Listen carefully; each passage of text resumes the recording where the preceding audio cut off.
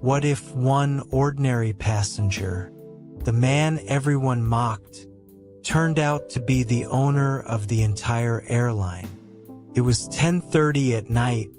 The bright lights of New York's JFK airport were glowing. People rushed toward their gates. Some hugged friends goodbye. Others hurried with boarding passes in hand. Amid this rush, there walked an old man. He wore a faded jacket, carried a worn-out leather bag on his shoulder, moved slowly. His silver hair, his wrinkled face, told a story of a long, ordinary life. Maybe a retired school teacher, maybe a former office worker. Nothing about him screamed rich. He kept pulling his ticket from his pocket, looking at it nervously, then tucking it back. It was a business class ticket, New York to Los Angeles. At the Delta Airlines check-in counter, a young employee named Emily took his ticket. The moment her eyes caught business class, she smirked. "Sir, are you sure this is yours?" she asked. The old man looked confused. "Why, sweetheart? Is something wrong with the ticket?" Emily laughed softly. "This is a business class ticket. Did you actually buy this yourself? Or did someone give it to you?" A man in line behind chuckled. "Maybe he got it for free." Others laughed too. The old man stayed silent, but the pain was visible in his eyes.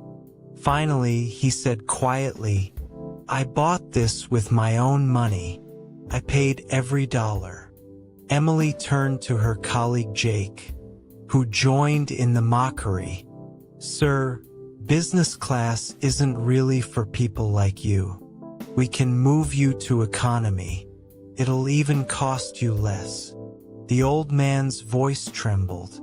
"Why isn't it for me, son? I paid the full fare.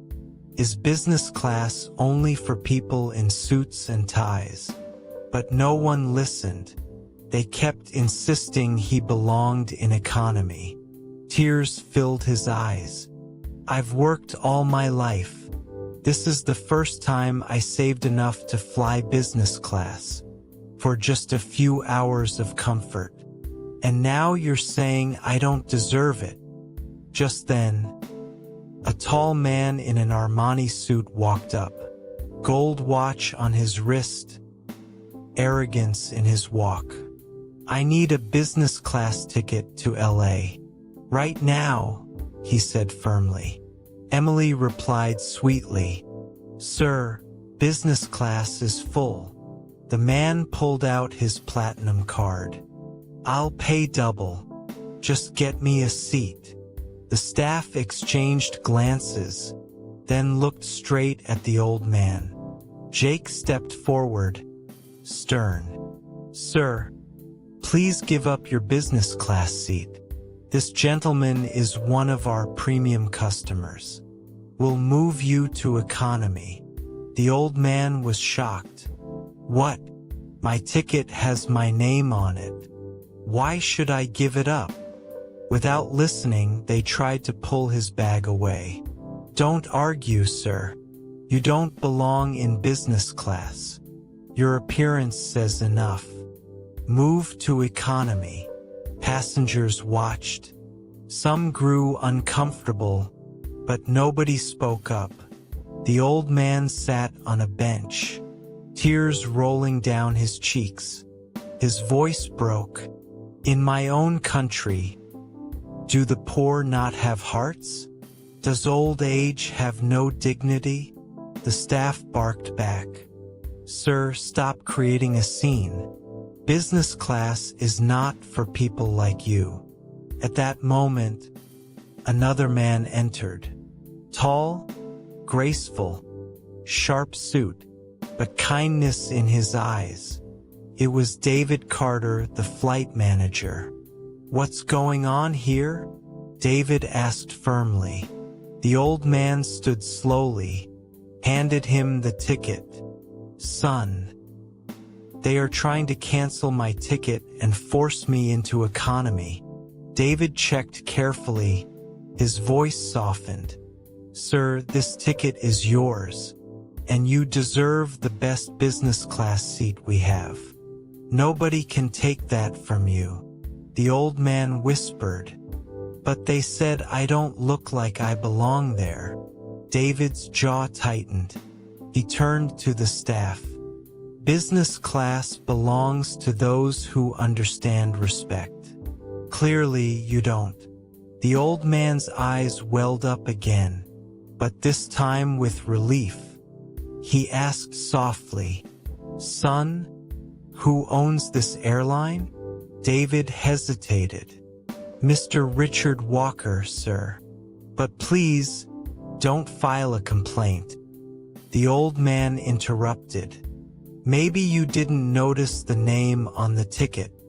David looked down at the boarding pass. His face went pale. The name read, Richard Walker. David's eyes widened. "Sir, are you saying?" The old man nodded slowly. "Yes, I am Richard Walker, founder and chairman of this airline. Tonight, I wanted to travel like any ordinary passenger, to see how my people are treated." The hall fell silent. Employees froze, shame washing over their faces. Emily, trembling, whispered, "Sir, we didn't know." The old man raised his hand. "This isn't about who I am. This is about who every passenger is.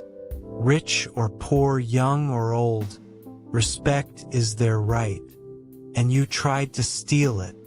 Passengers clapped loudly. Some recorded the scene. The arrogant businessman stepped forward, guilt in his eyes. "Sir, I'm sorry. I didn't mean for your seat to be taken. I only made a request." The old man looked him in the eye. "And when you saw an elderly man being humiliated, you stayed silent. Silence in the face of injustice is no less than injustice itself." The man lowered his head in shame. The old man declared, "Everyone involved in this mistreatment will face disciplinary action, except Mr. David Carter, who stood for what was right. From today, he will be promoted to regional manager." The hall erupted in applause. The old man turned to the passengers. "I built this airline not just for comfort, but for dignity. If we take away respect, we lose everything." A young college girl stepped forward, tears in her eyes. "Sir, today you taught us something.